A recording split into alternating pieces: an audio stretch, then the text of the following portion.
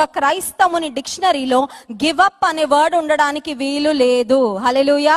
I want to repeat it again. ఒక క్రైస్తవుని డిక్షనరీలో గివ్ అప్ అనే వర్డ్ ఉండడానికి వీలు లేదు. గివ్ అప్ అంటే ఇంకా చాలు అనే మాట ఉండడానికి వీలు లేదు. ఇంకా నా వల్ల కాదు అనే మాట నువ్వు వాడడానికి వీలు లేదు. ఇంకా చాలు, ఇంక ఈ బ్రతుకు చాలు, ఇంక ఈ ప్రయత్నాలు చాలు, ఇంకా నిరీక్షించడం చాలు, ఇంకా ప్రార్థన చేయడం చాలు అనే మాటలు మన నోటి నుండి రావడానికి వీలు లేదు. వై? ఎందుకు చెప్పమంటారా? నా కృప నీకు చాలును అన్న దేవుడు ఉన్నాడు కదా. ఆయన చాలిన కృప మనకున్నంత కాలం ఇక చాలు అని చెప్పాల్సిన అవసరం లేదు. హల్లెలూయా. ఈ రోజు నేను చెప్పినవంతా మీరు మర్చిపోయినా పర్వాలేదండి, ఒక్క మాట గుర్తుపెట్టుకొని వెళ్ళండి.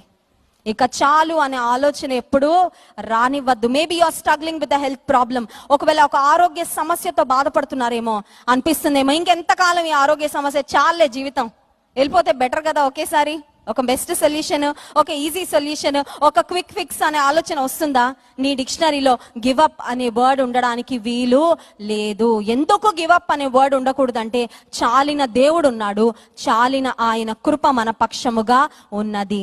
మన ముందు భక్తులు చాలా మంది మరణము వరకు దేవుని కొరకు నమ్మకంగా బ్రతికారండి. హల్లెలూయా. పాత